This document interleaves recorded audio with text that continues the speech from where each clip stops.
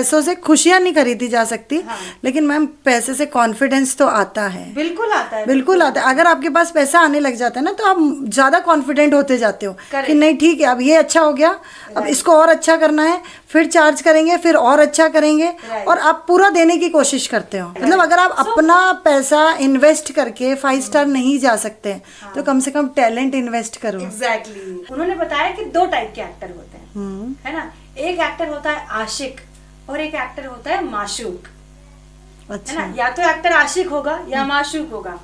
अब जो माशूक एक्टर होता है वो क्या होता है, उसका ध्यान पूरा खुद पे होता है, ठीक है, जैसे कि। और जो आशिक एक्टर होता है उसका ध्यान सामने वाले पे होता है, मतलब उसके सामने जो भी होगा उस पे होता है। अब इसको लाइक एक्सप्लेन कैसे करें, तो फॉर एग्जाम्पल अगर सुई में धागा डालना है, और अगर सुई में धागा डालना है और मैं एक माशूक एक्टर हूँ जिसका ध्यान खुद पे है, बोलते ना माशूका खुद सुंदर बनती है, बस अपने आप को ही देखना, अपने आप को ही संवारना। तो अगर उसे सुई में धागा डालना है तो वो कैसे डालेगा, तो फॉर एग्जाम्पल दिस इज सुई और ये धागा है, तो ये जो एक्सप्रेशन होंगे ये एक माशूक एक्टर के होंगे। और अगर वो एक्टर आशिक है तो उसका ध्यान पूरा सुई और धागे पे होगा, तो वो सुई और धागे को ध्यान से देखेगा। So this is a difference कि या तो एक्टर माशूक हो सकता है या फिर आशिक हो सकता है। चाहे आप अपने करियर में मार्गदर्शन की तलाश में हो, व्यक्तित्व विकास के लिए प्रेरणा की तलाश में हो, या बस यह याद दिलाना चाहते हो कि कोई भी सपना इतना बड़ा नहीं होता कि उसे पूरा न किया जा सके, तो आपको तब तक संघर्ष करना चाहिए जब तक सफलता आपके चरणों को चूम न ले। क्योंकि जब एक दरवाजा बंद होता है तो दूसरा खुल जाता है, लेकिन अक्सर हम बंद दरवाजों को इतनी देर तक देखते रहते हैं कि हम उस दरवाजे को नहीं देख पाते जो हमारे लिए खुला है। ऐसे ही संघर्ष के साथ अपने सपनों को नई उड़ान देने वाली सपना राठौर जी का मैं प्रिया झाला अपने podcast a talk with brave hearts saluting the Indian warriors में तहे दिल से स्वागत करती हूँ। सपना राठौर जी एक भारतीय अभिनेत्री और मॉडल है, जिन्हें टीवी एवं बॉलीवुड फिल्म उद्योग में अपनी पहचान बनाई। 23 मई 1995 को इंदौर मध्य प्रदेश में जन्मी। उन्होंने के.बी. पाटिल गुजराती समाज गर्ल्स हाई सेकेंडरी स्कूल से अपनी उच्च शिक्षा पूरी की। इसके बाद मुंबई में अपना अभिनय मॉडलिंग करियर के रूप में किया।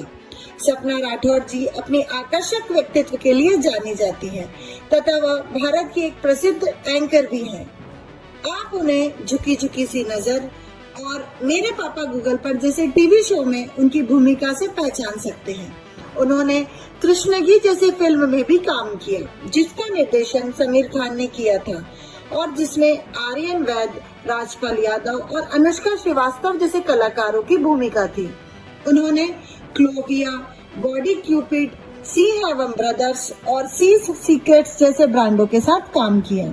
सपना राठौर जी अपने काम के प्रति अपने जुनून के लिए जानी जाती हैं और हमेशा नए अवसरों के लिए खुद को तैयार करती रहती हैं। वह अपने अभिनय करियर को तमिल, तेलुगु, कन्नड़ा, मलयालम फिल्म उद्योग जैसे अन्य उद्योग में भी विस्तार करने पर विचार कर रही हैं। अभिनेत्री और मॉडल होने के अलावा सपना राठौर जी एक कंटेंट क्रिएटर, व्लॉगर और इन्फ्लुएंसर भी हैं। वह अपने फैशन कंटेंट और व्लॉग्स के लिए बहुत लोकप्रिय है, जहां वह पारंपरिक और आधुनिक शैलियों को मिश्रित करती हैं। उनका इंस्टाग्राम आईडी पर उनका एक विशाल प्रशंसक आधार है। सपना राठौर जी की उपलब्धियां सीमित शब्दों में न तो बताई जा सकती है और न ही गिनाई जा सकती है। आपका सफर कई युवाओं के लिए आदर्श रहा। आपके द्वारा कई समाज सेवा के कार्य भी किए जाते हैं। आपके द्वारा कई स्ट्रगलिंग आर्टिस्ट को काउंसलिंग के रूप में गाइड किया गया, जो आपके व्यक्तित्व में 4 चांद लगाता है। हम सैल्यूट करते हैं ऐसे ब्रेव हार्ट्स सपना राठौर जी का। जय हिंद वॉरियर्स। आज के इस पॉडकास्ट में आपका फिर से एक बार मैं प्रिया झाला स्वागत करती हूँ। जैसा कि आप सभी लोगों को पता है कि हम एक इंस्टीट्यूट रन कर रहे हैं। हमारे इंस्टीट्यूट का जो नाम है वो है salute police and defence academy.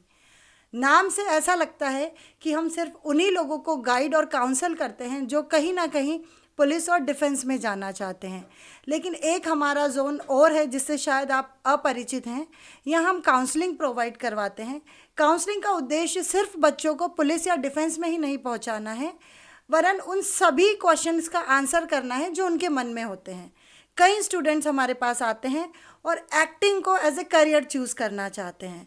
हम उन क्वेश्चंस का आंसर नहीं दे सकते हैं क्योंकि पर्सनली हमें एक्टिंग का कोई अनुभव नहीं है, लेकिन इस पॉडकास्ट के माध्यम से हम कुछ गेस्ट को इनवाइट करते हैं जो आपके क्वेश्चन का आंसर करते हैं।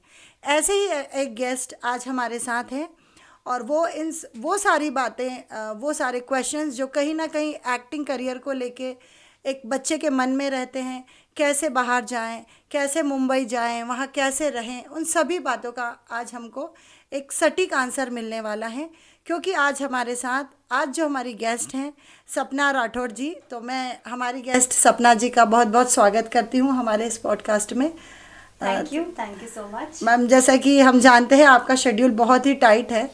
आज रात के 11 बज रहे इस पॉडकास्ट को हम शूट कर रहे हैं, टाइम नहीं होता है, तो इसके लिए आपका बहुत बहुत धन्यवाद और बहुत बहुत थैंक यू। तो जो हम शुरुआत करेंगे मैम, बहुत साधारण सी शुरुआत होती है इस पॉडकास्ट में। हम चाहेंगे कि आप अपनी लाइफ के बारे में बताएं। जैसा कि मैंने इंट्रोडक्शन में बता ही दिया है कि आप एक एक्टर हैं, साथ ही में आप एक प्रोफेशनल एंकर भी है। तो ये दोनों प्रोफेशन कैसे साथ में आप मैनेज कर रहे हैं, कहाँ से आपने शुरुआत की, इसके बारे में बताइए। सबसे पहले तो thank you so much for inviting me, it's my pleasure to be here. And इसके साथ साथ मैं आप सभी को बहुत बहुत बधाई देती हूँ, आपकी पूरी एकेडमी को बधाई देती हूँ that you all are doing really good work.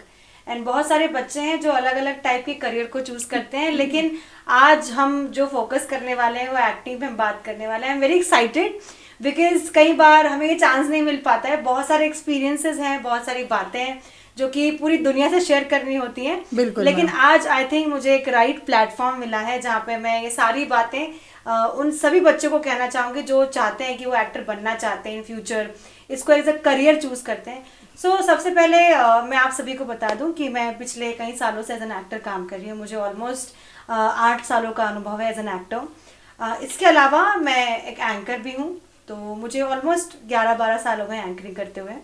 मैंने काफ़ी छोटी उम्र में अपना करियर शुरू किया था जी। वो एक अलग बात है कि मेरी सिस्टर ऑलरेडी एक एंकर थी, तो कहीं ना कहीं मुझे इंस्पिरेशन उससे मिला। बिल्कुल, उसको देखकर वो इंस्पिरेशन मिली। तो मैम होता है ना लाइफ में कहीं ना कोई हमको इंस्पायर करता है। सही। तो आपका जो इंस्पिरेशन था वो आपके घर में ही था। घर में ही था। और मुझे ऐसा लगता है कि जो इंस्पिरेशन, जो प्रेरणा होती है वो सबसे पहले आपके घर से शुरू होती है। बिल्कुल मैम। चाहे वो प्रेरणा हो, चाहे वो मोटिवेशन हो, वो हमेशा आपके घर से शुरू होती है। बिल्कुल। तो बिल्कुल आपने सही बोला, वो मेरी प्रेरणा मेरे घर में ही थी। और चाहे मैं अपनी मदर की बात करूँ, चाहे मेरी बहनों की बात करूँ, they all were very active like in this field. But ऐसा होता है ना कि कुछ लोग सक्सेस हो जाते हैं, कुछ लोग कुछ और चूज कर लेते हैं। बिल्कुल मैम। तो जो मेरी सिस्टर थी, मैं उसको हमेशा देखती थी स्टेज पर।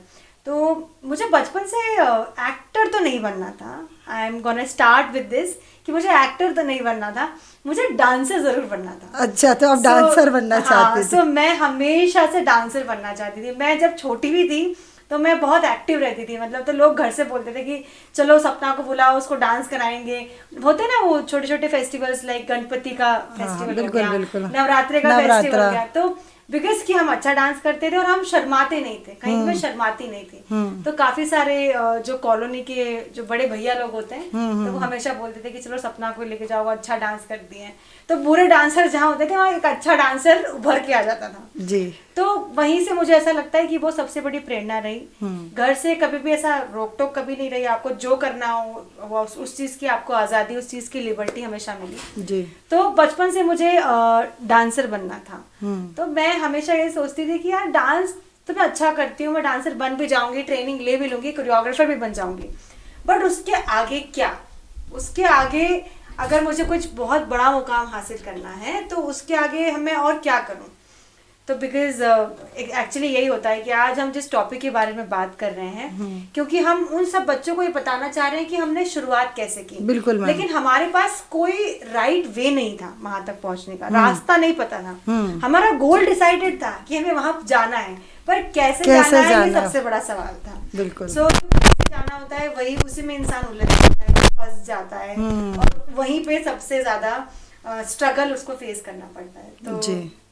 वो काफी लोग कहते हैं ना कि मंजिल तो सबको मिल ही जाती है, लेकिन जो रास्ते होते हैं वो आपको एकदम बोलते हैं ना नर्वस कर देते हैं, आप घबरा जाते हो उन रास्तों पर। तो वो मुझे नहीं पता था। तो जब मैंने एंकरिंग करना शुरू करी, आई स्टार्टेड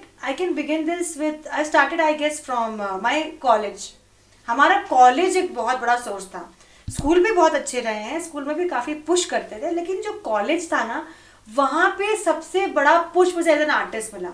हमारे कॉलेज के जो हमारे ओनर थे, जो हमारे हमेशा जो हमको हमारे लिए एक मोटिवेशनल स्पीकर जैसे थे वो हमेशा। तो उसमें हम बताना चाहेंगे उनका नाम आप sir? His name is Swapnil Kothari. तो वो ओनर है अभी भी उस कॉलेज के। और उनकी जो मदर थी तो वो हमेशा कंसंट्रेट करते थे कि बच्चा को करिकुलर एक्टिविटीज में भी आगे रहे। बिल्कुल। स्टडीज तो आप कर ही रहे हो, आप एकेडमिक्स में अच्छे हो ही, लेकिन apart from academics you have to be really good in your co curricular activities. तो हमारे कॉलेज में थिएटर होते थे, हमारे कॉलेज में बैंड होते थे, म्यूजिकल ट्रेनिंग होती थी। तो मैं हमेशा हर चीज में आगे रहती थी। डांस में तो मैं हमेशा आगे रहती थी, लेकिन स्पेसिफिकली मुझे ऐसा लगा कि मुझे एंकरिंग बहुत अच्छा मैं कर सकती हूँ। मैंने कभी ट्राई भी नहीं किया था। उसका रीजन ये था कि मेरी सिस्टर ऑलरेडी अच्छी एंकर थी, तो मुझे डर लगता था कि आई don't think so that I can match up her, like match up. वो थोड़ा सा डर रहता है ना। यस। तो मुझे ऐसा लगा था कि उतना अच्छा तो मैं नहीं कर पाऊंगी, पर लेट मी ट्राई। और वो ट्राई करने के लिए भी प्लेटफॉर्म तो मिलना चाहिए। बिल्कुल। तो मैं डांस वगैरह करती रहती थी, पर मैंने एक बार हमारी जो डीन थी उनसे बोला कि मैम मुझे ना एंकरिंग भी करनी है।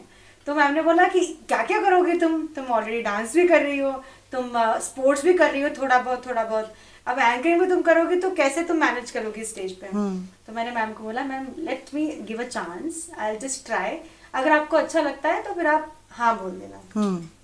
तो फिर हमारी रिहर्सल्स होती थी। तो हमारी रिहर्सल में मेरी मैम ने बोला कि सपना आज करके दिखाओ, अगर तुम एज एन एंकर करोगी एनुअल डे में तो कैसा करोगी। तो मुझे तो मेरी दीदी की सब स्क्रिप्ट वगैरह सब याद थी, बिकॉज मैं शोज में तो जाती थी। तो बस मैंने कुछ नहीं किया, मैंने सारा मेरी सिस्टर का कॉपी किया और वहाँ पेस्ट कर दिया। जैसा मेरी बहन बोलती थी, एक एक शब्द एक एक लाइन बिल्कुल वैसी की वैसी। और because it was kind of audition, तो वो छोटी सी देर का ही था, तो मुझे इतना कुछ करना नहीं पड़ा खुद की तरफ से। तो जो रटी रटाई देखी दिखाई चीजें थी वो मैंने बोल दी।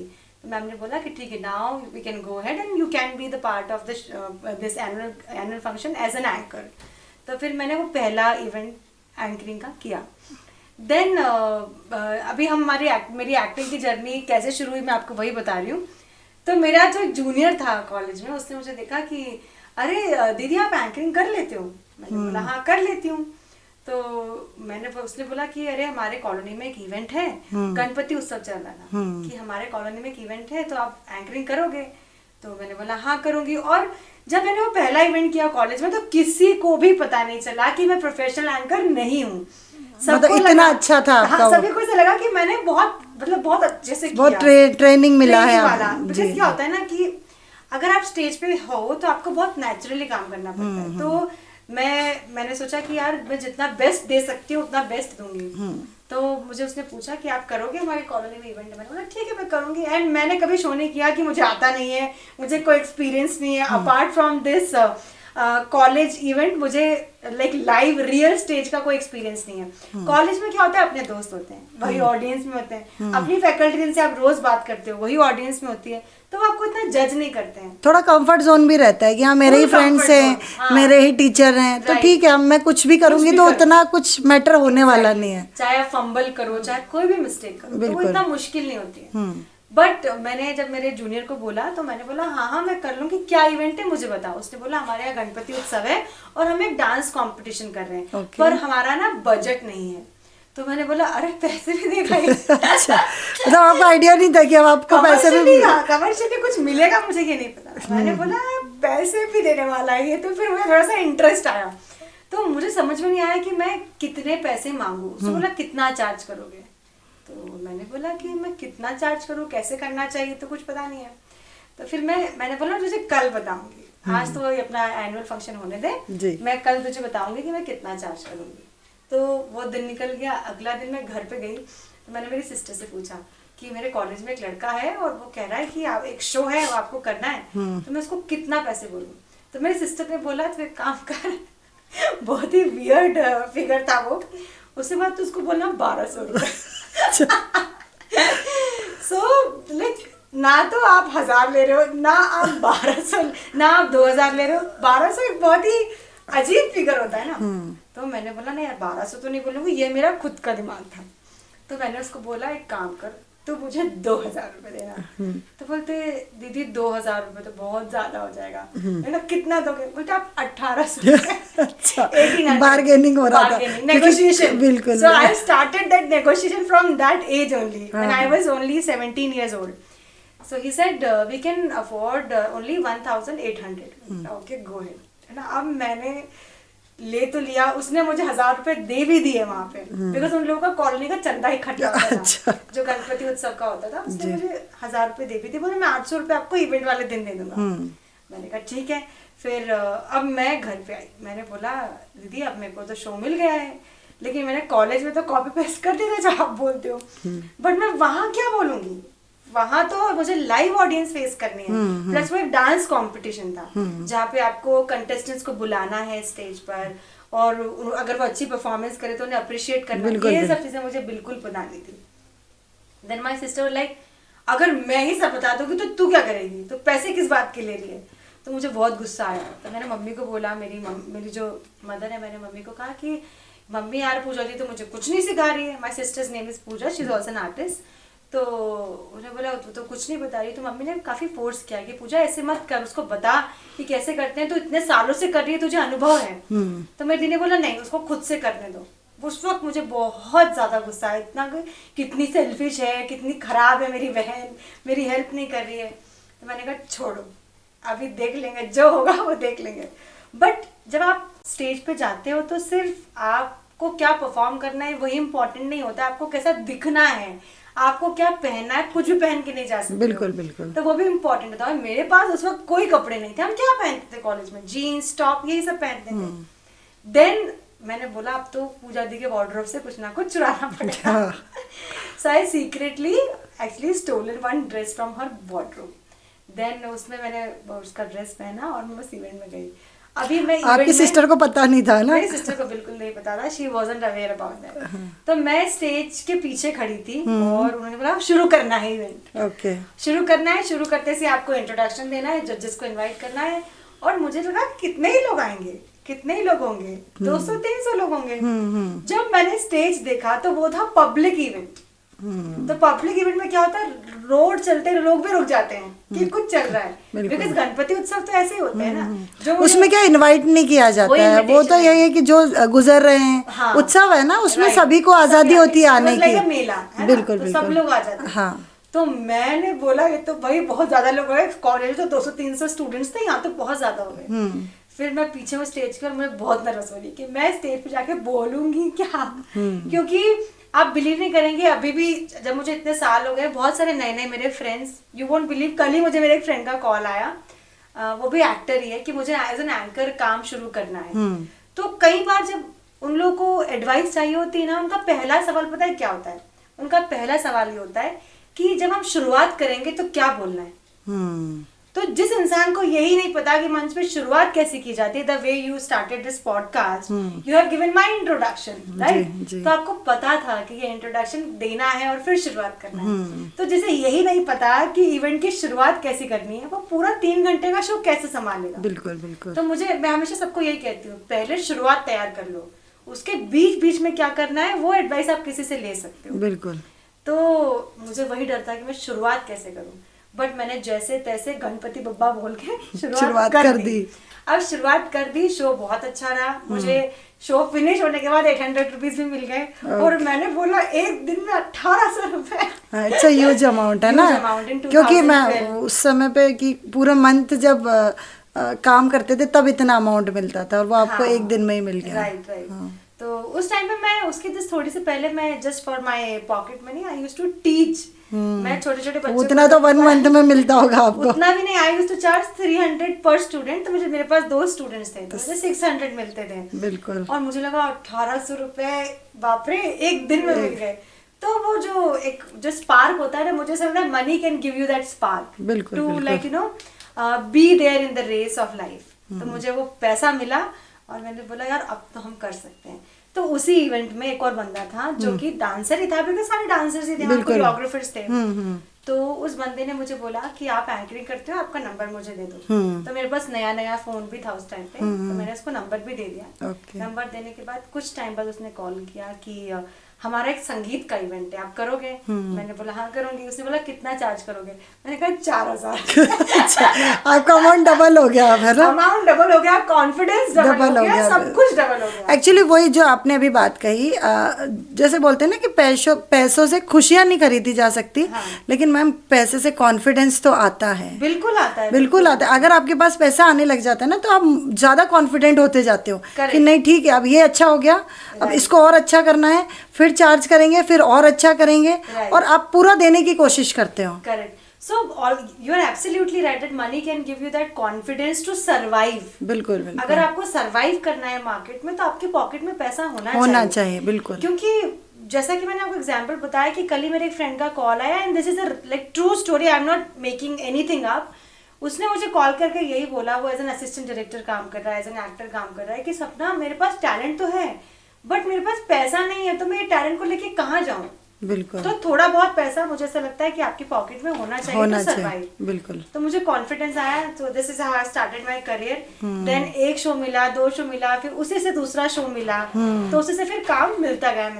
बिल्कुल। And now you can see. बिल्कुल, बहुत अच्छा कर रहे हैं आप। मतलब प्रोफेशनली आप एक बहुत अच्छे एंकर हैं। काफ़ी बिग वेडिंग्स की हैं आपने, बहुत सारे कॉर्पोरेट तो आप करते ही रहते हैं। तो किसी वेडिंग का डिस्कस करना चाहेंगे जो अभी तक की आपकी बेस्ट वेडिंग रही हो? हाँ, ये तो आपने मतलब मेरा दिल की बात पूछ ली मुझसे। जी। मुझे ऐसा लगता है, you won't believe but it's been almost 12 years I am working as an anchor, और मैंने इंडिया की आई थिंक ऐसी कोई भी 5 स्टार या 7 स्टार प्रॉपर्टी नहीं होगी जहाँ पे वेडिंग नहीं किया है। वेडिंग इंडस्ट्री में ऐसा मानते हैं कि जितना बड़ा प्रॉपर्टी है, जितनी बड़ी होटल है, उतनी बड़ी वेडिंग होगी। बिल्कुल। तो मैंने सारी प्रॉपर्टीज में मतलब ऑलमोस्ट वेडिंग्स की तो है। वही हमारा यूथ सुने कि अगर आप काम करना चाहें तो कुछ भी संभव है।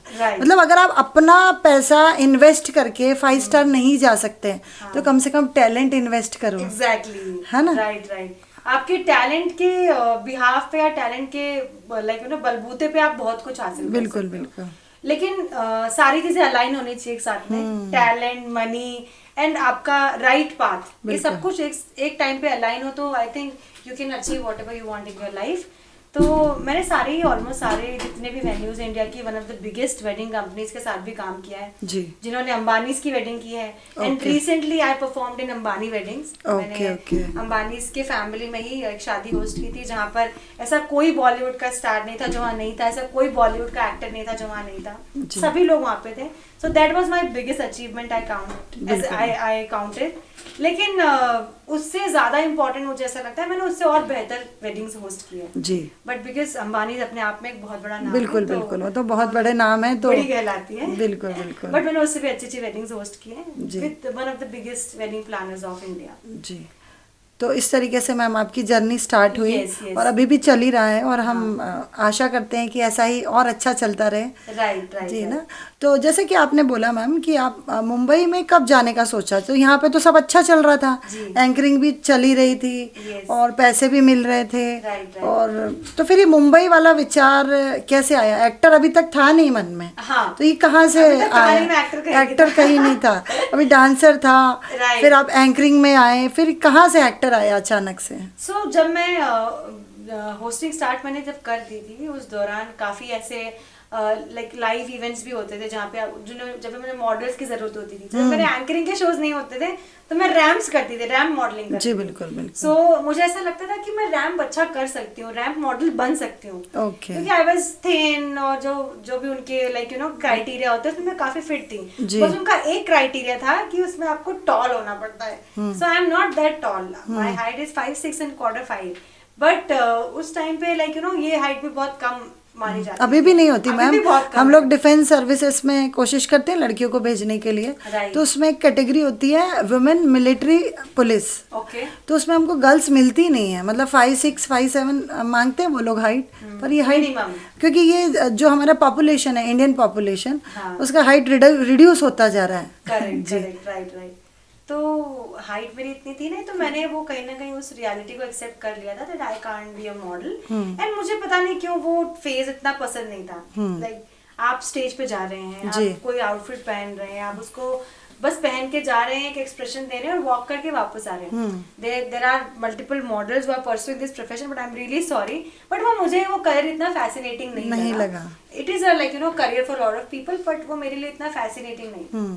सो मैंने उस चीज को थोड़ा सा असाइड कर दिया. देन उसके बाद में जब आप मॉडलिंग करते हो, जब आप एंकरिंग करते हो, तो लोगों को लगता है कि आप एक्टिंग भी कर ही लोगे, just because you are confident enough to be there on stage and face the audience. तो उन्हें लगता है कि अगर आप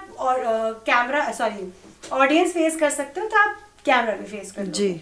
लेकिन this is the major difference. When you are facing the audience, it's a completely different scenario when you are facing a camera. जब आप ऑडियंस फेस करते हैं तो आप काफी मुझे ऐसा लगता है कि आप काफी खुल जाते हैं.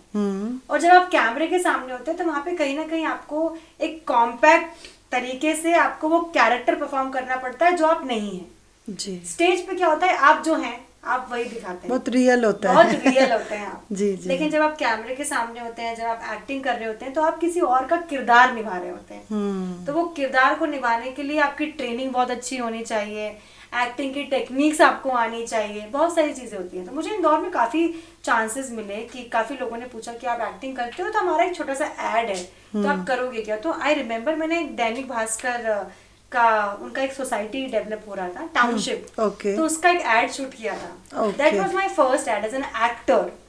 तो तब मुझे समझ में आया कि नहीं, कैमरा बहुत अलग चीज है और कैमरे पे कैसे काम किया जाता है बहुत अलग चीज है. तो बिकॉज हमारी कोई फॉर्मल ट्रेनिंग नहीं थी, कोई एजुकेशन नहीं था एक्टिंग के बारे में.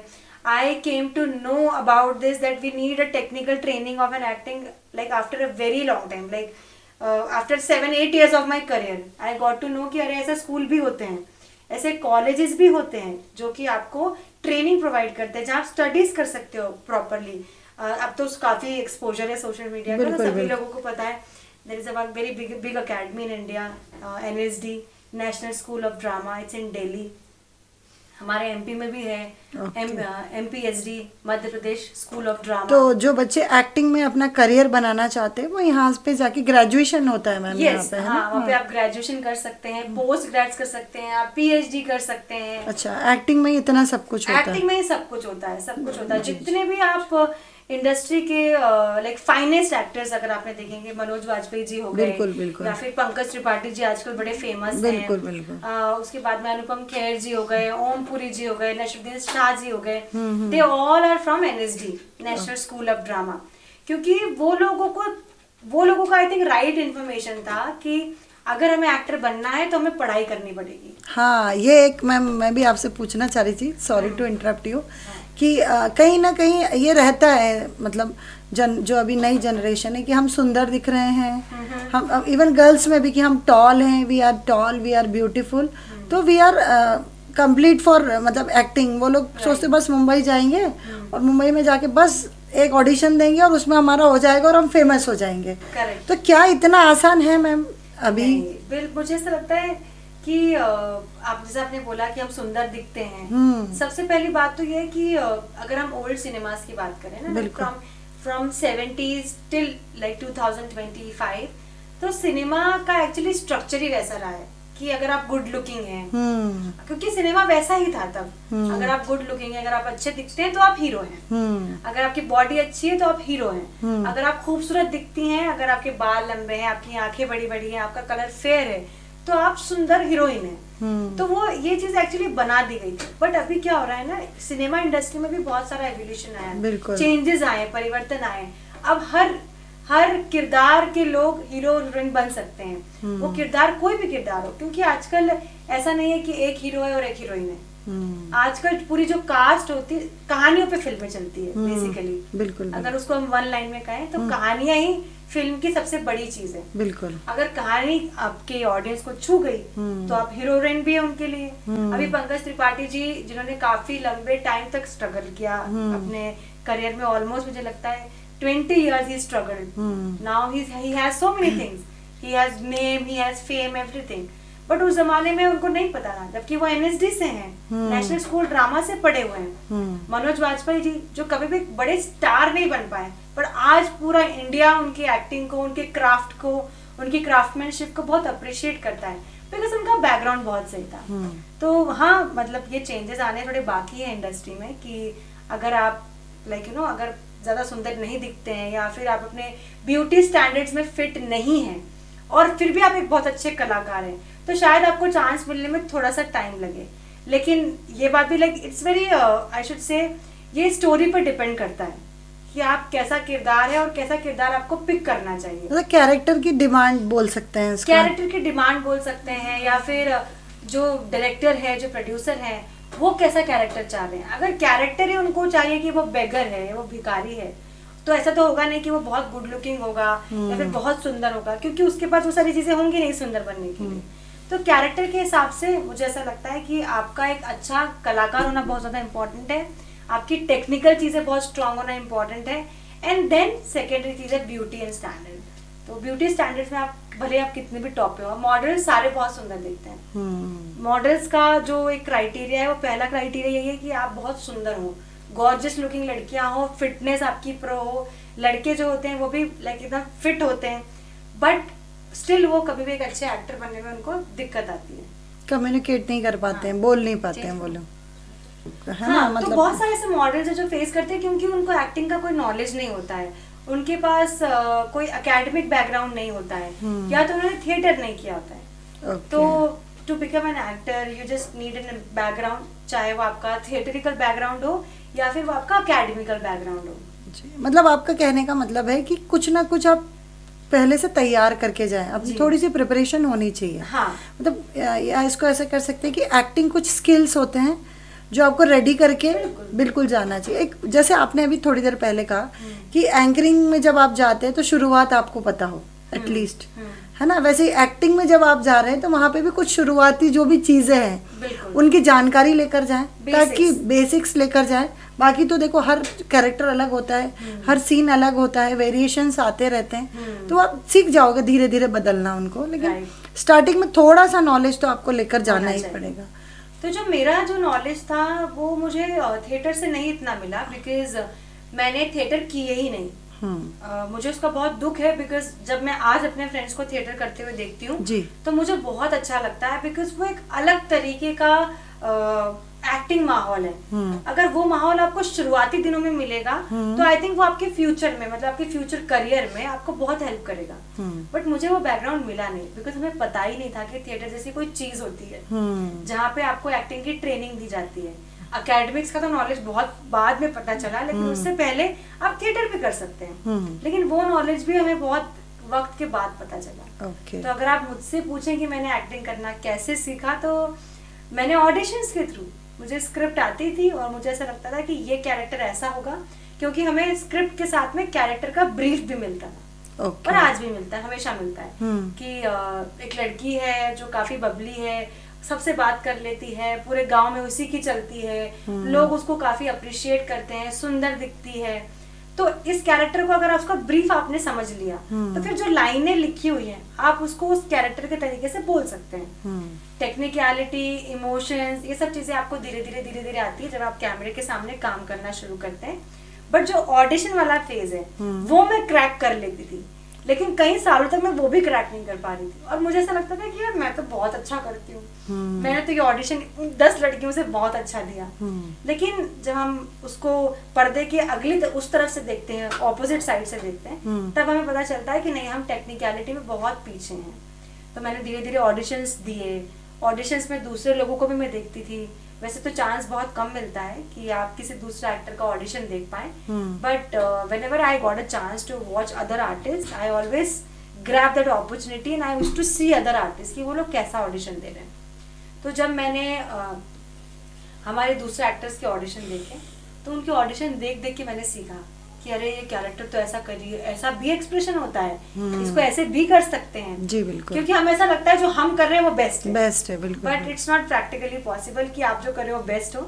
उसके बहुत सारे तरीके हो सकते हैं। जैसे मैंने कल ही आमिर खान का एक इंटरव्यू देखा, वहां पर उन्होंने बोला कि उन्हें सलीम जी जो है सलमान खान के जो फादर हैं, उन्होंने बताया कि 2 टाइप के एक्टर होते हैं, है ना। एक एक्टर होता है आशिक और एक एक्टर होता है माशूक, है ना। या तो एक्टर आशिक होगा या माशूक होगा। अब जो माशूक एक्टर होता है वो क्या होता है, उसका ध्यान पूरा खुद पे होता है, ठीक है। जैसे कि और जो आशिक एक्टर होता है उसका ध्यान सामने वाले पे होता है, मतलब उसके सामने जो भी होगा उस पे होता है। अब इसको एक्सप्लेन कैसे करें? तो फॉर एग्जाम्पल अगर सुई में धागा डालना है, और अगर सुई में धागा डालना है और मैं एक माशूक एक्टर हूँ जिसका ध्यान खुद पे है, बोलते हैं ना माशूका खुद सुंदर बनती है, बस खुद अपने आप को ही संवरती है। देखना, अपने आप को ही संवारना है। तो अगर उसे सुई में धागा डालना है तो वो कैसे डालेगा? तो फॉर एग्जाम्पल दिस इज सुई और ये धागा है, तो ये जो एक्सप्रेशन होंगे ये एक माशूक एक्टर के होंगे। और अगर वो एक्टर क्या होगा, मैं खुद ही भूल गई क्या, आशिक एक्टर होगा। अगर वो एक्टर आशिक है तो उसका ध्यान पूरा सुई और धागे पे होगा, तो वो सुई और धागे को ध्यान से देखेगा। So this is a difference कि या तो एक्टर माशूक हो सकता है या फिर आशिक हो सकता है। तो आपको चूज करना पड़ेगा कि आपको कौन सा एक्टर बनना है। तो बहुत सारे एक्टर्स होते हैं, जैसे फॉर एग्जांपल ऐसे हमारे इंडस्ट्री में भी काफी सारे एग्जांपल्स हैं, जैसे कि कादर खान जी थे। कादर खान जी कैसे एक्टर थे? आशिक थे या माशूक थे? वो आशिक एक्टर थे, क्योंकि उनका ध्यान हमेशा सामने वाले कैरेक्टर पे होता था कि ये कैसा बोलेगा और मैं कैसा रिस्पॉन्ड करूंगा। बिल्कुल। जैसे कि अगर माशूक एक्टर देखना है तो गोविंदा जी को देखो, वो अपने आप में मस्त होते थे। वो अपने एक्सप्रेशन पे ज्यादा कॉन्सेंट्रेट करते थे in spite of giving importance to co actor. बिल्कुल। सो ये सब चीजें हमने धीरे धीरे सीखी, अभी भी सीख रहे हैं। इट्स अ प्रोसेस जो कि कभी खत्म नहीं होती है। बिल्कुल। Every day you learn lot of new things. तो मुझे ऐसा लगता है अगर आपको एक्टर बनना है तो आपको अभी से ही अकेडमिकली अपनी ट्रेनिंग शुरू करनी चाहिए। जी बिल्कुल। क्योंकि अकेडमिक्स में जाने के लिए भी आपको पहले थिएटर करना पड़ता है। अगर आपके पास 20 थिएटर्स का ऑलरेडी एक्सपीरियंस है, then you can fill the form of NSD। Yes, ये रिक्वायरमेंट रहता है कि आपने एटलीस्ट 20 थिएटर किए हो, यस, है ना, तब हम आपको एडमिशन देंगे। तो मैम अफोर्डेबल रहता है? एक मिडिल क्लास फैमिली का बच्चा अफोर्ड कर सकता है? फीस वगैरह का क्या कुछ बता पाएंगे? एकेडमिक्स जी, मतलब कितना खर्चा वगैरह आता होगा किसी बच्चे को अगर NSD में पढ़ना है? तो कुछ आइडिया है आपको? बेसिकली NSD में जो क्या बोलते हैं, जो एक क्लास जो होती है, एक क्लास की कैपेसिटी बहुत कम होती है। They take every year 20 students from all over India, and it's a government college. Okay. तो फीस का तो कोई सवाल ही पैदा नहीं, बहुत मिनिमम फीस लगती है वहाँ पे। लेकिन उसको क्रैक करना, उस एकेडमिक्स को क्रैक करना, वहाँ तक पहुँचना, उसके पहले की जो ट्रेनिंग है वो ही बहुत बहुत मुश्किल है। ओके। तो अगर आपने वही, आप जैसे कि आप IPS ऑफिसर के लिए बहुत सारे एग्जाम होते हैं, बिल्कुल बिल्कुल, MPSC UPSC होते हैं, जहाँ पे सीट्स बहुत कम होती है, कैंडिडेट्स बहुत ज्यादा होते हैं। तो NSD में वैसा ही है, सीट्स बहुत कम है और कैंडिडेट्स बहुत ज्यादा है। तो वो कैंडिडेट्स जो वहाँ जाते होंगे, जो एडमिशन लेते होंगे, तो आप समझ सकते हैं कि वो कितने मंजे हुए कलाकार पहले से ही होते होंगे। बिल्कुल बिल्कुल। उसके बाद ही वहाँ पे एक्सेप्ट किया जाता है उनको। कई बार रिजेक्ट भी हो जाता है, बहुत बार रिजेक्ट हो जाता है, और कई लोगों को नहीं मिल पाता है वो। तो फिर प्राइवेट इंस्टीट्यूट्स भी हैं, आप प्राइवेट इंस्टीट्यूट जा सकते हैं, बहुत सारे इंस्टीट्यूट हैं। हम यहाँ कोई भी इंस्टीट्यूट की मार्केटिंग नहीं कर रहे हैं, बट अनुपम खेर जी का भी इंस्टीट्यूट है, वो भी ट्रेनिंग इंस्टीट्यूट है, आप वहाँ जा सकते हैं। उसके बाद में किशोर निमित है, जहाँ से बहुत बड़े बड़े एक्टर्स एक्टिंग सीखा, जिन्होंने, आई थिंक ऋतिक रोशन ने भी वहीं से एक्टिंग सीखी है, नील नितिन मुकेश ने वहाँ से एक्टिंग सीखी है, रानी मुखर्जी ने वहाँ से एक्टिंग सीखी है, तो आप वहाँ जा सकते हो। तो there are private institute as well. अगर आपके पास पैसा है, if you can afford, then go ahead for private institute. Okay ma'am. तो इस तरीके से आपकी जर्नी अभी चल रही है, मतलब लर्निंग प्रोसेस में है आप। हाँ। तो मुंबई में कैसा रहा वो दिन, बताना चाहेंगे? या कोई ऐसा दिन जब बहुत अच्छा ना लगा हो, या दिल में ऐसा लगा कहाँ मैं मुंबई आ गई? हाँ। बहुत कोई होता है ना, कोई एक ऐसा बैड डे होता है लाइफ का जो भूल नहीं पाते हैं, है ना? तो वो बताना चाहेंगे, ऑडियंस के साथ शेयर करेंगे आप? ऐसे तो मुझे ऐसा लगता है बहुत सारे दिन होंगे। अभी करंटली तो मुझे ऐसा कुछ याद आ नहीं रहा है, बिकॉज उसका एक रीजन है that I am very self-motivated person. I don't need any motivational speaker to motivate me every day. Because हमारे देश में लोगों को एवरीडे मोटिवेशन की जरूरत होती है, और वो अगले दिन वापस डिमोटिवेट हो जाते हैं। वो चॉकलेट व्हील रहता है उनका, थोड़ी देर में मेल्ट हो जाएगा, फिर सीधा हो जाएगा, फिर मेल्ट हो जाएगा। So I am very self motivated kind of person. मतलब मुझे मैनिपुलेट करना और मोटिवेट करने के लिए किसी और इंसान की जरूरत नहीं पड़ती है। अगर मुझे मैनिपुलेट होना तो मैं खुद से भी हो ही जाती हूँ, और अगर मोटिवेट भी होना तो मैं खुद से हो जाती हूँ। तो आई थिंक ये मुझे ऐसा लगता है कि ये प्लस पॉइंट है। तो मुझे ऐसा लगता है that I am the luckiest person कि मुझे ऐसा कुछ बुरा कभी फेस करने को नहीं मिला। लेकिन हाँ, ऑब्वियसली जब आपको रिजेक्शन बहुत ज्यादा मिलता है तो आपको फ्रस्ट्रेशन होती है। मुझे डिप्रेशन जैसी चीजों को कभी फेस नहीं करना पड़ा, जो कि आजकल बहुत कॉमन टर्म बिल्कुल बिल्कुल मैम, हम लोगों ने अभी यहाँ पे 2 पॉडकास्ट किए थे, उस पे हमने इसी पे बात की थी कि जो अभी जो जनरेशन्स हैं उनको डिप्रेशन है मैम। मिल गया तो भी डिप्रेशन, नहीं मिला तो भी डिप्रेशन, ज़्यादा मिल गया तो भी डिप्रेशन, है ना। तो हर चीज़ मतलब कई ऐसे हम जान, आपके भी फ्रेंड्स हैं, हमारे भी है, जो काफ़ी अच्छा अर्न कर रहे हैं फिर भी वो डिप्रेशन में है। तो मैम आप इसके बारे में क्या कहना चाहेंगी? खुश रहने का क्या तरीका हो सकता है? क्योंकि आप सेल्फ मोटिवेटेड हैं, सेल्फ इन्फ्लुएंस्ड हैं, तो कैसे एक बंदा ये बन सकता है? डिप्रेशन, सबसे पहले तो हम लेट्स टॉक अबाउट डिप्रेशन जी, कि बहुत ही कॉमनली यूज्ड वर्ड है। ओके। और पहले जमाने में तो ये वर्ड एग्जिस्ट भी करता है, किसी को नहीं पता। मुझे तो पता ही नहीं मैम डिप्रेशन। डिप्रेशन अगर हमारा चेहरा भी उदास होता था तो हमारी मम्मी एक और देती थी, ऐसी क्यों बैठी हुई है? सही है, एग्जैक्टली। तो वो सब चीज देखी नहीं है कभी। राइट। तो काफी मुझे ऐसा लगता है कि all because of very easy things people are like focusing on this term depression. तो मुझे ऐसा लगता है कि अगर आप खुद से सेल्फ मोटिवेटेड या सेल्फ इन्फ्लुएंस्ड है तो इट्स वेल एंड गुड, आपको किसी और चीज की जरूरत नहीं। लेकिन अगर फिर भी आप डिप्रेस फील कर रहे हैं, बिकॉज आजकल जिसके पास पैसा है उसको भी डिप्रेशन है, आपने भी बोला, जिसके पास नहीं है उसको भी डिप्रेशन है। तो मुझे ऐसा लगता है कि we focus on negative things of rather than focusing on good things, positive things. शायद इसीलिए इंसान हर चीज में डिप्रेशन ढूंढ लेता है। तो ढूंढने वाला हर चीज में पॉजिटिविटी भी ढूंढ सकता है, हर चीज में मोटिवेशन भी ढूंढ सकता है। बिल्कुल बिल्कुल। लेकिन कहीं ना कहीं मुझे ऐसा लगता है झुकाव लोगों का ज्यादा नेगेटिव चीजों की तरफ है।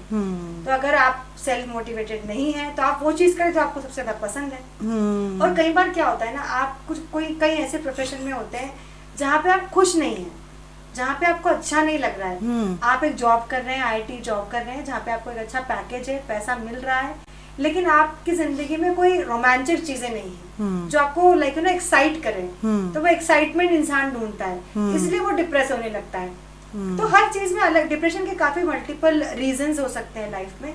सो व्हाट आई फील कि आप जो भी कर रहे हैं, आपका प्रोफेशन जो भी है, apart from your profession you should go ahead with the things जो आपको खुशी दे, जो आपको अच्छा फील कराए अंदर से, आपको वो करना चाहिए। हाँ, जब वो है ना कि चलो एक चीज में खुशी नहीं मिल रही है, तो उस खुशी को दूसरी जगह तलाशा जाए, ताकि उस खुशी के सहारे कम से कम वो काम हो जाए जिसमें खुशी नहीं थी। बिल्कुल बिल्कुल सही बात है। और जहाँ तक हम एक्टर्स की बात करें तो एक्टर्स सबसे ज्यादा डिप्रेशन फील करते हैं। बिल्कुल। बिकॉज आप प्रिपेयर्ड हैं, आपका दिमाग बिल्कुल तैयार है कि आपको 100 रिजेक्शन मिलेंगे और एक आपको सिलेक्शन मिलेगा। जी। तो हम जब भी मैं स्टार्टिंग में ऑडिशंस देती थी तो पता है मुझे कि रिजेक्शन ही मिलेंगे। सो आई नेवर फेल्ट कि उम्मीद ऑब्वियसली होती है, लेकिन हम कहीं ना कहीं वो कन्विंस्ड होते हैं कि हाँ रिजेक्शन ही मिलेगा, क्योंकि आप ऑडिशन देने जाते हो, आप ऑडिशन दे के भी आते हो, कास्टिंग डायरेक्टर का कॉल नहीं आता, प्रोडक्शन से कॉल नहीं आता, वो शो शुरू भी हो जाता है, आप देखते हो कि वो टीवी पे आ भी रहा है और आप कहते हो कि अरे मैंने तो टीवी पे ये शो देखा है। तो फिर आपको लगता है कि यार ये मुझे क्यों नहीं मिला। Then this is a reason, you have a reason to go in a depression, but you don't go because आप प्रिपेयर्ड होते हो, आपको पता है कि आपको रिजेक्शन ज्यादा मिलेंगे और सिलेक्शंस कम मिलेंगे, एक्सेप्टेंस आपको एज एन एक्टर बहुत कम मिलेगी। तो आप कहीं ना कहीं उस चीज के लिए प्रिपेयर्ड रहते हैं।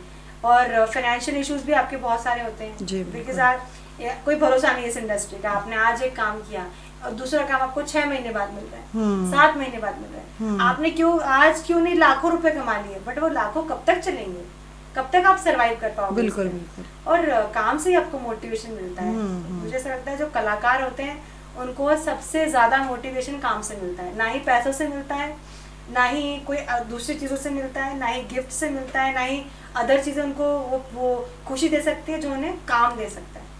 तो वो चीज़ें मुझे ऐसा लगता है कि आज की जनरेशन में थोड़ा सा कम है, because this generation is very fast, they want everything quickly. आज हमने कुछ किया और हमें कल ही रिजल्ट मिलना चाहिए, वैसा संभव नहीं है। मतलब टाइम लगता है। आज रील बनाई तो तुरंत लाइक्स आने चाहिए, वो एक्सपेक्टेशन होती है।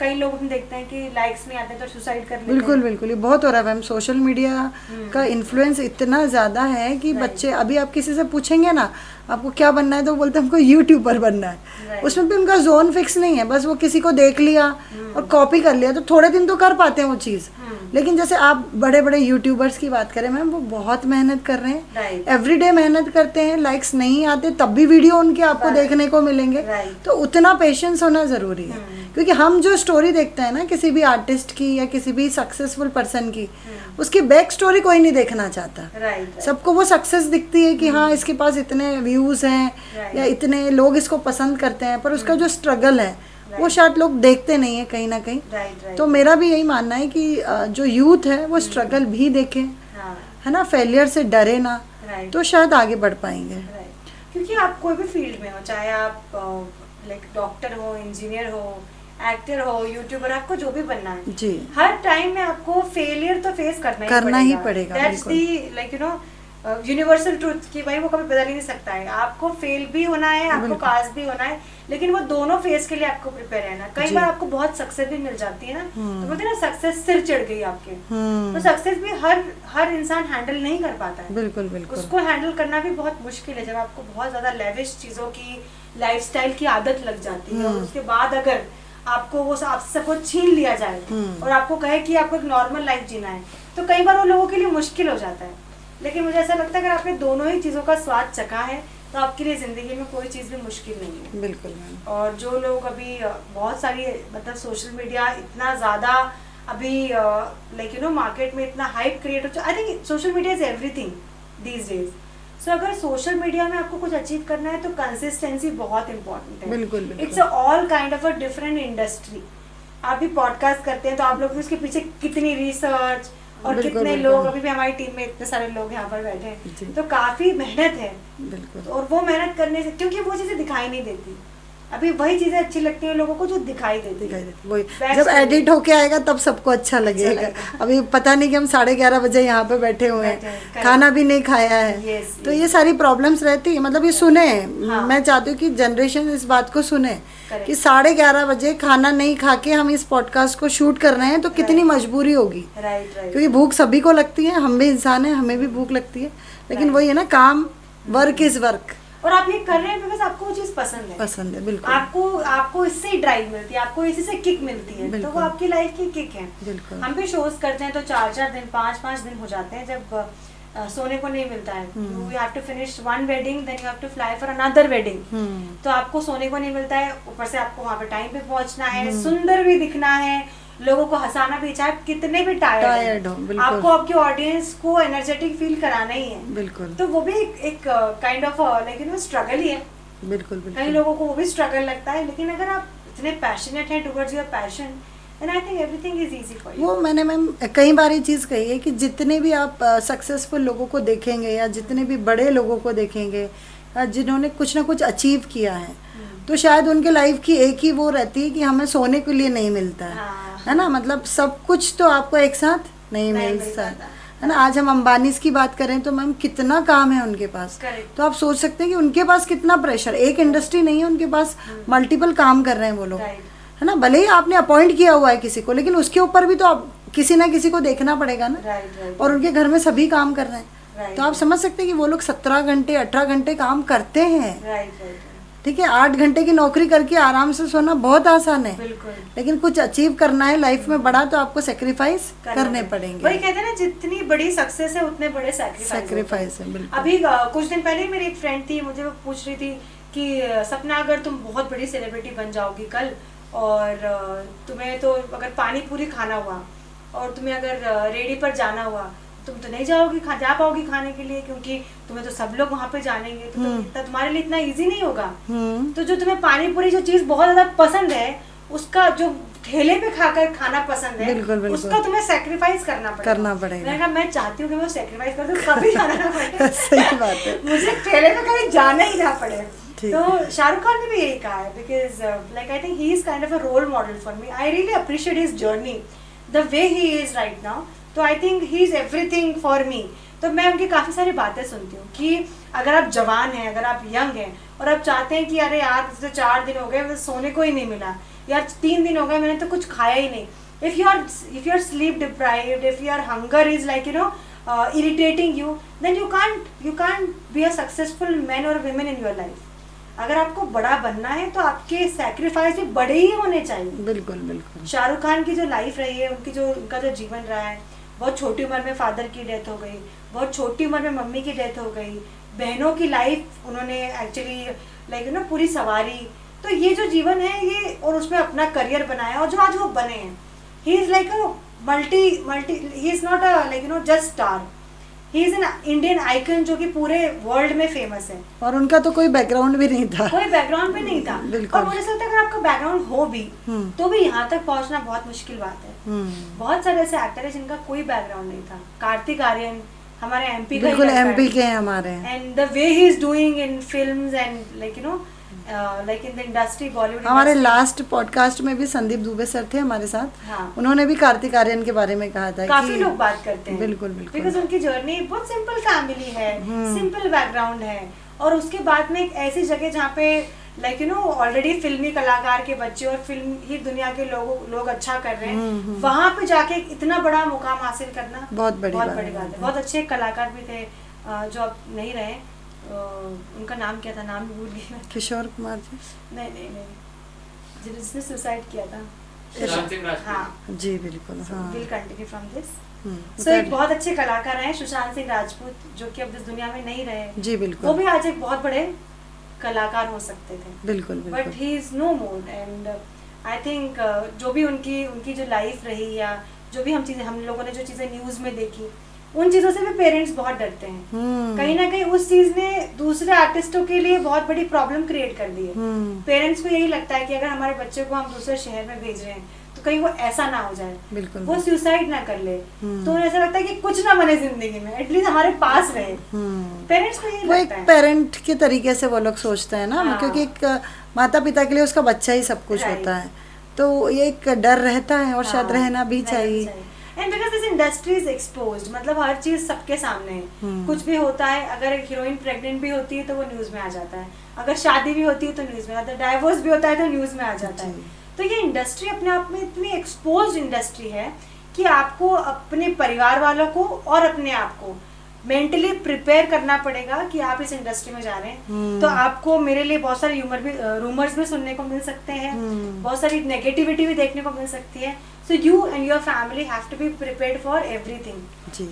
अभी जैसे आपने एक बात कही कि एक्सपोज की अगर हम बात करें, हाँ, तो एक्सपोजर अगर सोशल मीडिया के थ्रू देखा जाए तो फीमेल्स बहुत ज़्यादा कर रही हैं, मतलब फेमस होने के लिए। राइट। जैसे अभी हम देखते हैं बहुत सारे, मैं उन कलाकारों का नाम नहीं लेना चाहूँगी क्योंकि कहीं ना कहीं वो महिलाएं हैं और मैं महिलाओं की बहुत ज़्यादा रिस्पेक्ट करती हूँ, लेकिन साथ ही में हर पॉडकास्ट में मेरा कहने का एक मतलब रहता है कि आप अगर वुमेन एम्पावरमेंट की बात करते हैं तो क्या छोटे कपड़े पहनना या कपड़े ना पहनना और कैमरे पे आ जाना, जो आजकल बहुत ट्रेंडी है, मतलब आप देखेंगे, तो इसके बारे में आप क्या कहना चाहेंगी? मुझे सबसे पहले I want to start with the mentality of youngsters. नौजवानों की जो मेंटालिटी है, जैसा कि हमने बताया कि डिप्रेशन कहीं ना कहीं इसलिए आता है क्योंकि आपने जो रील डाली है उससे आपको लाइक्स नहीं मिल रहे, आपको व्यूज नहीं मिल रहे। और जब आपको ऐसा लगता है कि मैंने अगर थोड़ा सा अपना जो ड्रेस है वो छोटा कर लिया, या अपने बॉडी का कोई ऐसा पार्ट दिखा दिया जिससे मेरी ऑडियंस अट्रैक्ट हो रही है, जिससे मेरी ऑडियंस मेरी तरफ आ रही है, और वही नंबर ऑफ लाइक्स बढ़ रहे हैं, नंबर ऑफ व्यूज बढ़ रहे हैं, तो उन्हें कहीं ना कहीं उस चीज से मोटिवेशन मिलता है। और जब आपको वो मोटिवेशन मिलता है तो आपके कपड़े कम कम कम कम और खत्म हो जाते हैं। तो मुझे वही लगता है कि जो लोग पैसा कमा रहे हैं, बहुत पैसा कमा रहे हैं, ये सब न्यूडिटी और ऐसी चीजें, जो छोटी छोटी बच्चियां बहुत कम उम्र की, जिनके पेरेंट्स को पता भी नहीं कि उनका सोशल मीडिया अकाउंट है और वो लोग चला रहे हैं बिल्कुल, और वो लोग फेम भी हासिल कर रहे हैं बिकॉज इट्स एक्सपोज्ड, सबके सामने है, आपको इजीली कहीं भी अवेलेबल होता है। बट वहीं पे इसका दूसरा जो पॉइंट ऑफ व्यू वो ये है कि छोटे बच्चे भी वो चीजें देख रहे हैं, बिल्कुल, हमारी आने वाली जनरेशन भी वो चीजें देख रही है, और उन्हें भी यही लगता है कि अगर हम भी ऐसा करेंगे तो हमें भी वो मिलेंगे, फेमस हो जाएंगे। तो जितनी भी ये जो पूरा सर्कल है, बोलते हैं ना, एक बंदा एक दूसरे भेड़ चाल है। आपने एक बंदी ने देखा कि भाई मुझे ये सब करने से ज्यादा फेम मिल रहा है, तो उसी की फ्रेंड बोले कि मैं भी यही करती हूँ। तो हम स्ट्रगल क्यों करें, हम मेहनत क्यों करें, हमें क्यों जिस स्किल्स की हम बात कर रहे हैं उस स्किल्स पे हमें क्यों काम करना है, हमें क्यों NSD जाना है, हमें क्यों 20 थिएटर में अपना टाइम खराब करना है, अगर हमें पैसा और फेम, ये दोनों ही चीजें जो कि एक कलाकार को बहुत मेहनत करने के बाद मिलती हैं, अगर हमें सिर्फ छोटे कपड़े पहनने से या न्यूडिटी करने से मिल रही है अगर, तो I think that's the easiest way. तो इसीलिए वो चीज़ उनके लिए काफ़ी आसान, उनको आसान लगता है वो तरीका, इसलिए लोग ज़्यादा अट्रैक्ट होते हैं। और ये तो पूरा ब्रह्मांड जानता है कि जो चीज़ जितनी आसानी से मिल जाती है वो चीज़ उतनी आसानी से छिन भी जाती है आपसे। बिल्कुल। So I think this is a temporary phase जो अभी हम लोग फेस कर रहे हैं, और because of the social media. लेकिन ऑब्वियसली हमें इन टॉपिक्स पे बात करनी चाहिए अपने बच्चों को। मैंने बहुत सारे पेरेंट्स देखे हैं जो कि अपने टैब में लॉक लगा के रखते हैं, बिल्कुल मैम, जिनका उनका टैब उनके फ़ोन से ऑपरेट होता है। यहाँ से वो यूट्यूब बंद कर देते हैं तो उनके बच्चों के लैपटॉप में टैब में यूट्यूब बंद हो जाता है। रील्स का एक्सपोजर, क्योंकि ये सब चीज़ें से मुझे ऐसा लगता है कि कहीं ना कहीं जो आर्टिस्टों में, जो नॉट ओनली इन आर्टिस्ट, जो किसी भी इंसान में या बच्चे में जो एक वो होता है ना, लाइक किसी भी चीज़ को ध्यान से देखने की जो आदत होती है, इसमें हम लैग कर रहे हैं। कंसंट्रेशन बोलते हैं मैम, पेशेंस, पेशेंस और कंसंट्रेशन दोनों ही खत्म होता जा रहा है। मैं बहुत सारे बच्चे को देखती हूँ, मेरी फ्रेंड है, उसका उसी की बेटी है, वो बिना रील्स देखे खाना ही नहीं खाती है। और मैम वो तो हैबिचुअल बना, वो उसमें पेरेंट्स की गलती है मैम, जहाँ तक मेरा मानना है, क्योंकि पेरेंट्स भी रील देखते हैं। हाँ, दैट्स व्हाई उनको लगता है कि अभी बच्चा क्या है, चिल्लाए वो तो रोएगा। बिजी है, जैसे उनको कुछ देखना है या उनको कुछ काम करना है, तो सबसे अच्छा तरीका है कि बच्चे को फ़ोन पकड़ा दो।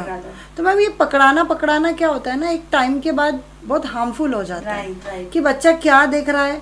और बच्चे की हरकतें इस तरीके की हो जाएगी कि अगर आप उनसे फ़ोन छीन लेंगे तो वो है ना बहुत तेजी से चिल्लाने लग जाते हैं, नीचे लेट जाते हैं, की opposite you are doing something. बिल्कुल बिल्कुल। तो इस तरीके की वो मेरी फ्रेंड की जो बेटी है उसको जब मैं कभी बोलती हूँ कि चलो आज हम फिल्म देखेंगे, तो वो फिल्म में 10 मिनट से ज्यादा बैठ नहीं पाते। 10 ये बिल्कुल ये सही बोल रहे हैं आप मैम, प्रॉब्लम है मैं उसको 10 मिनट की एनिमेटेड मूवी जो कि विजुअली काफी अट्रैक्टिव है किड्स के लिए, वही दिखाती हूँ, फिर भी 10 मिनट से ज्यादा वो नहीं बैठती है, क्योंकि उसको पता है उसको रील स्क्रॉल करने की वो इम्पेशेंट वाली चीजें करनी है ना, फटाफट। सेकंड, हाँ, आपको विजुअली सेकंड्स में चेंज हो रहा है।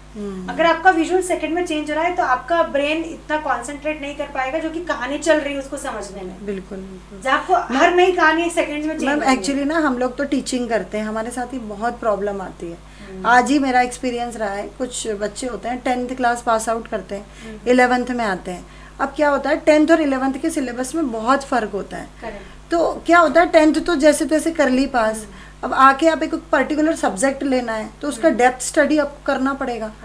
तो लैक ऑफ कंसंट्रेशन, 3-4 दिन में उनको अगर कुछ समझ में नहीं आया है तो वो डिसाइड कर लेंगे कि मुझसे नहीं हो रहा है, फिर वो दूसरा पाथ, अभी वो सब्जेक्ट ले लेंगे, अभी उनने PCM लिया है, फिर सोचेंगे नहीं मुझे मैथमेटिक्स नहीं हो रहा, मैं PCB ले लेता हूँ, बायोलॉजी।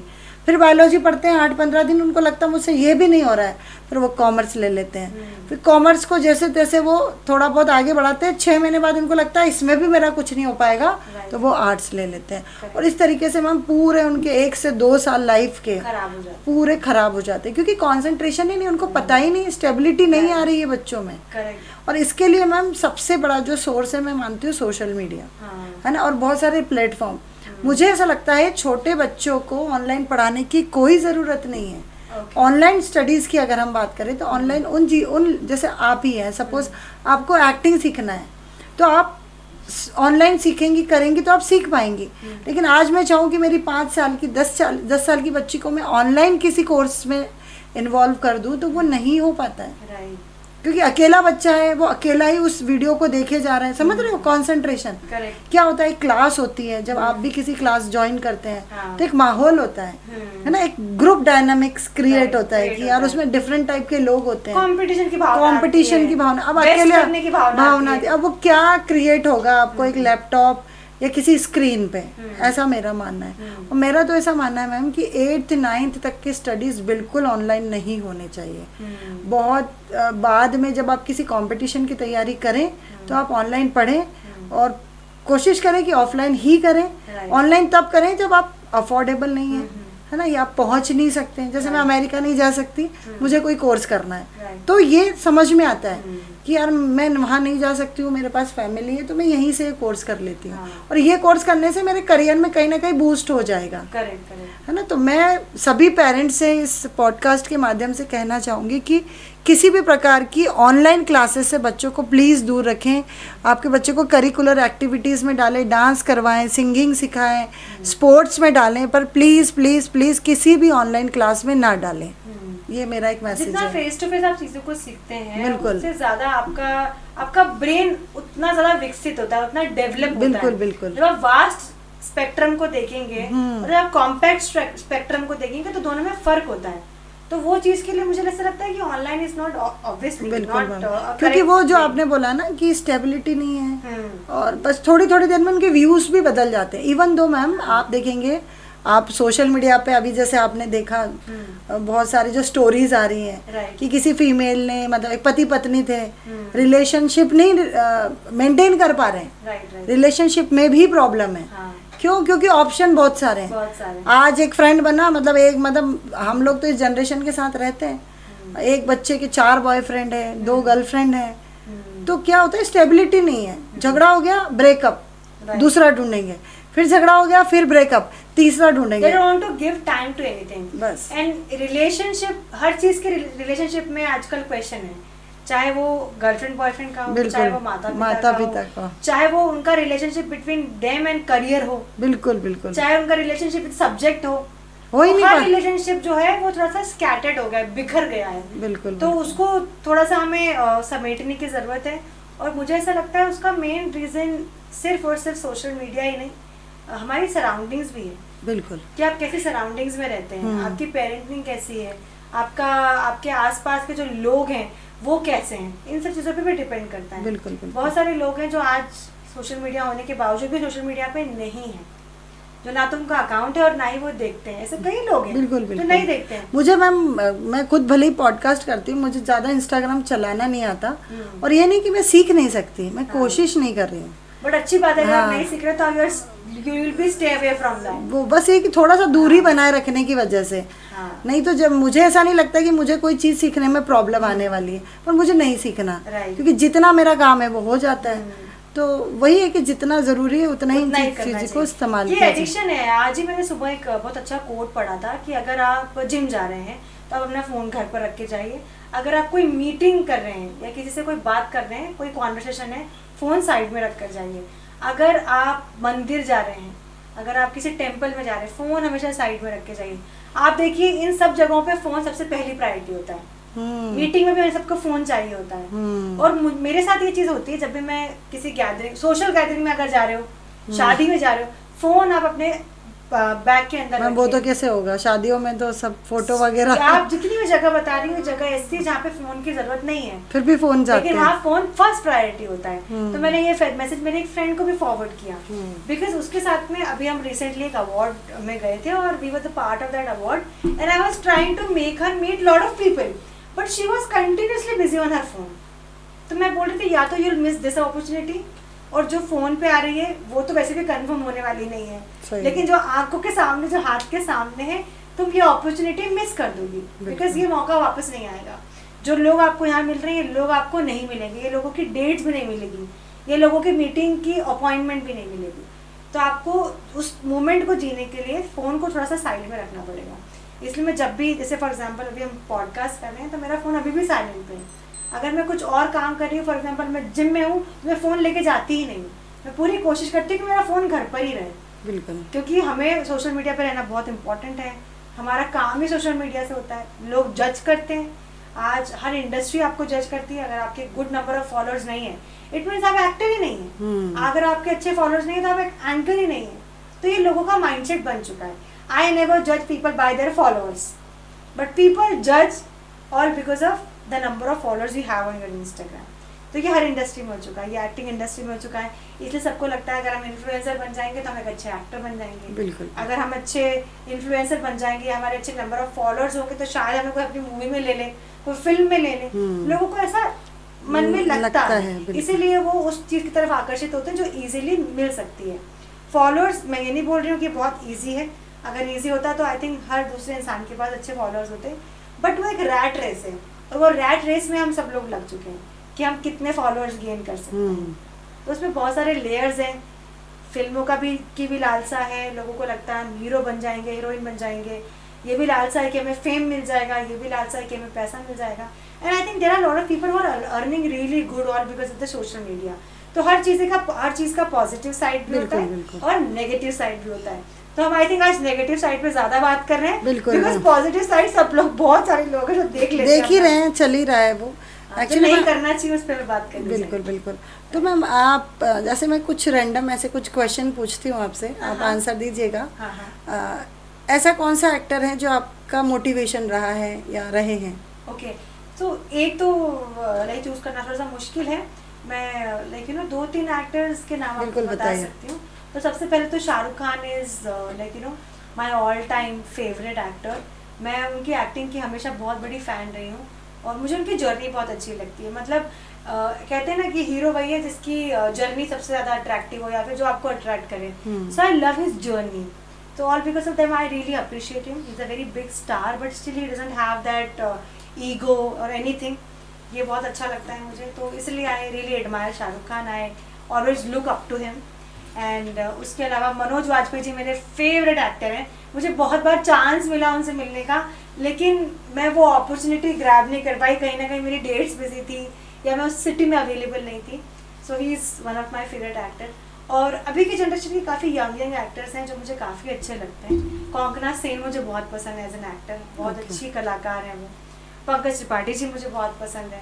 तो जिन एक्टरों ने एक लंबी जर्नी तय की है and now they got so many things in the industry, they got fame, name, they have good number of films, तो मुझे उनकी जर्नी की वजह से उनका काम बहुत अच्छा लगता है। जी। ऐसा कौन सा मतलब एक्टिंग या बोलते ऐसा कौन सा कैरेक्टर होगा जो आप कभी नहीं करना चाहेंगे? कभी नहीं करना चाहेंगे? ये क्वेश्चन था, बहुत ट्रिक क्वेश्चन। हाँ बिल्कुल।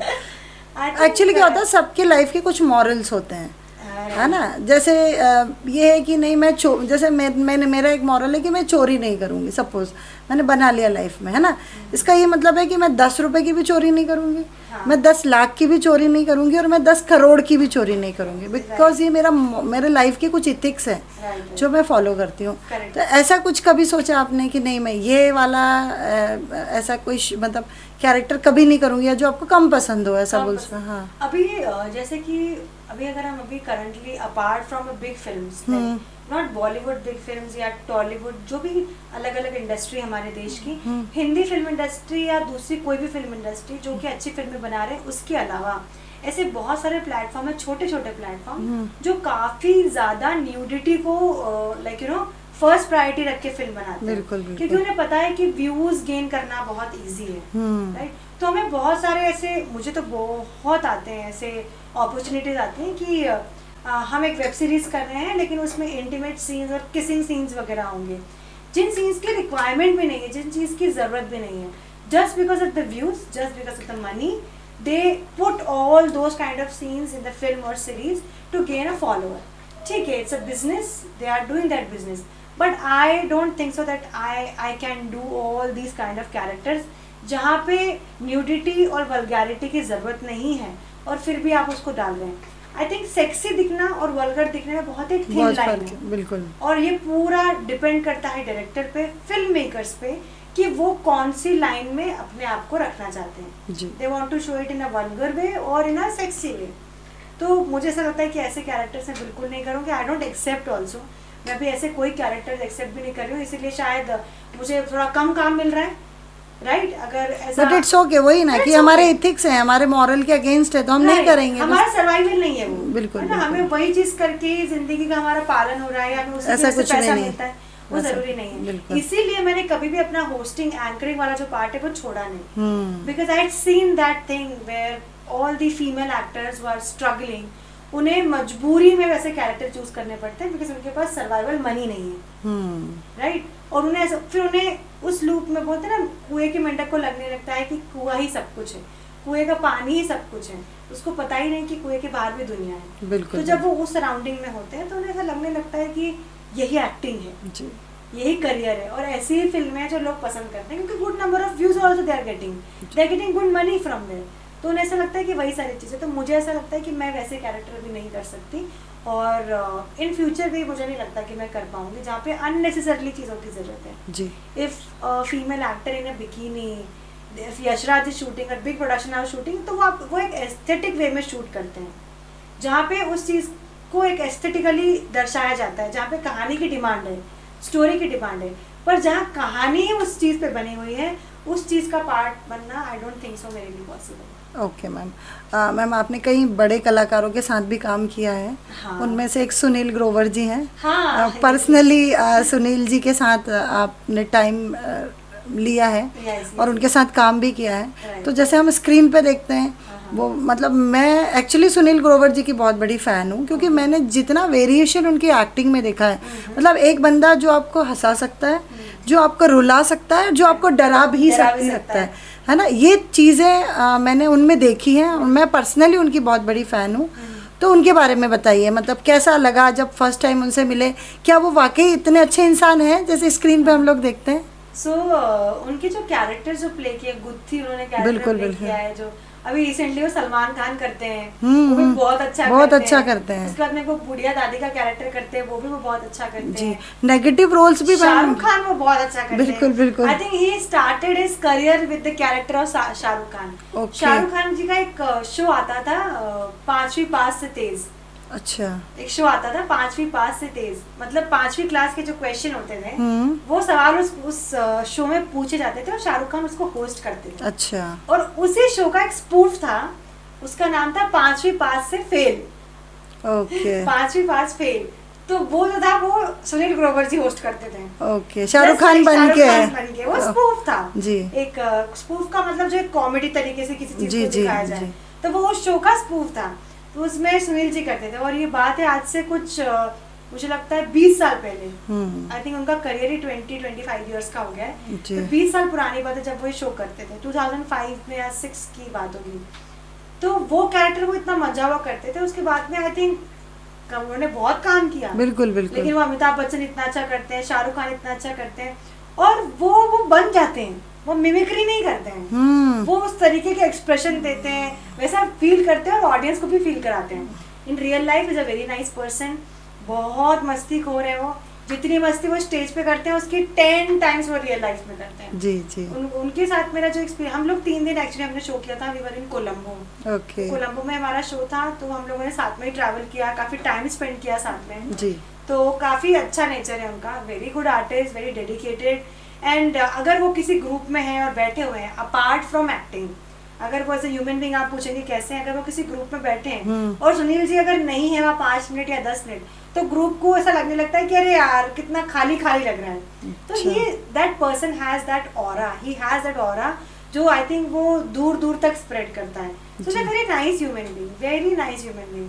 कभी ऐसा फील नहीं कराते कि मैं सुनील ग्रोवर हूँ और तुम लोग छोटे आर्टिस्ट हो, बिकॉज वहाँ बहुत सारे आर्टिस्ट थे, बहुत सारे मॉडल्स थे, बहुत सारे एक्टर्स थे, लेकिन वो बहुत ही घुल मिल जाते हैं। Because he is from a very small home town, उनका जो होम टाउन है बहुत ही स्मॉल प्लेस है, और जब छोटी जगह से आप आते हो आपका स्ट्रगल इतना होता है, तो आपको सारी चीजें जो होती है ना वो आप बोलते हैं डाउन टू अर्थ बन जाते हैं, very down to earth person. वही चीज आज की जनरेशन में बहुत कम देखने को मिलती है। बिल्कुल। ऑल यंग इन्फ्लुएंसर्स जिनके 1 मिलियन या 2 मिलियन फॉलोअर है, 3 मिलियन फॉलोअर है, वो लोगों का एटीट्यूड, मतलब they actually behave like celebrity, जबकि उनके पास कोई वर्चुअल फेम के अलावा कोई रियल फेम नहीं है। बिल्कुल। इन कलाकारों के पास रियल फेम है, वर्चुअल फेम तो है ही, रियल फेम भी है।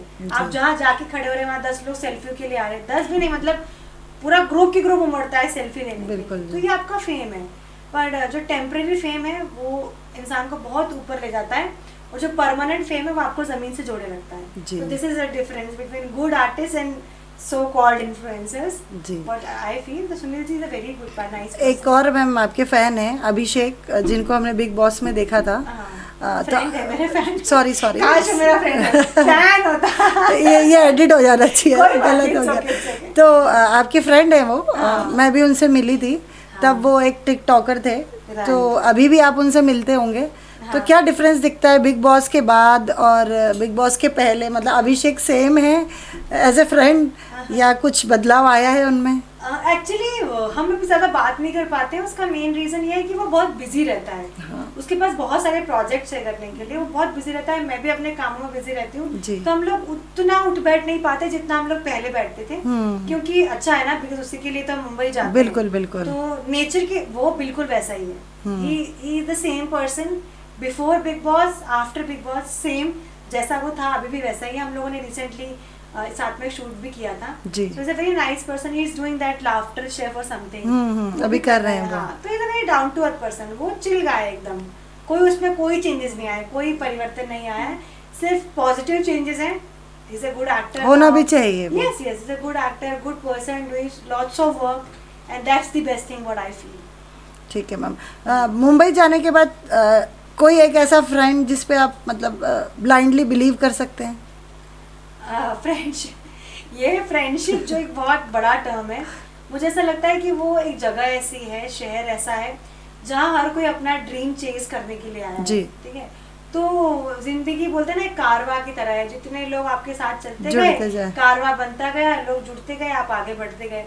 तो फ्रेंड्स तो देखो एक ऐसी चीज है, still I am very young, so I am exploring this word friendship कि एक्चुअली फ्रेंडशिप होती क्या है, मैं अभी तक उसको समझ नहीं पाई हूँ।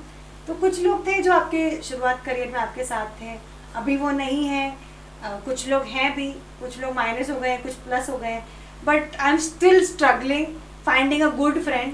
सो आई थिंक ये बहुत बहुत कम लोग हैं ऐसे तो मुंबई में जिनको मैं कह सकूँ कि ये मेरे ऐसे फ्रेंड हैं जो मेरे साथ हमेशा जर्नी में रहे हैं। तो वो आते रहते जाते रहते हैं, ऐसा है। परमानेंट तो फिलहाल आई डोंट थिंक सो कोई भी है। हाँ। ठीक है, तो लास्ट में क्या मैसेज देना चाहेंगे हमारे यंगस्टर को कि क्या मतलब एक्टिंग प्रोफेशन चुने, किस तरीके से अपनी लाइफ रखें, डेडिकेशन कितना होने चाहिए, कमिटमेंट्स क्या होने चाहिए, और एक मैसेज जो आप लास्ट में देना चाहें? सो क्योंकि because you are running academy और आपके पास ऐसे बहुत सारे बच्चे आते हैं जिन्हें सिर्फ फोर्स में ही नहीं जाना होता है, उन्हें अलग अलग फील्ड में भी जाना होता है, नॉट जस्ट एन एक्टर, कुछ भी बनना चाहते हैं अपने जीवन में, चाहे आप डॉक्टर बनना चाहते हैं, इंजीनियर बनना चाहते हैं, फौज में जाना चाहते हैं, जो भी प्रोफेशन आप परस्यू करना चाहते हैं, what I feel that you should take proper training of anything, like any career you are choosing, आपको सबसे पहले उसकी ट्रेनिंग लेनी चाहिए, आपके बेसिक्स क्लियर होने चाहिए। सो अगर आपका बेस अच्छा होगा, बोलते हैं ना कि अगर जड़ें मजबूत होंगी तो पेड़ भी उतना ही खिलता है, उतने उसमें फल आते हैं, उतना ही खूबसूरत लगता है, लोग भी उसके पास आना चाहते हैं, उसकी छाँव में रहना चाहते हैं।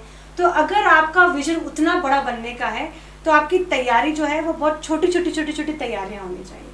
So you should always go head with small trainings.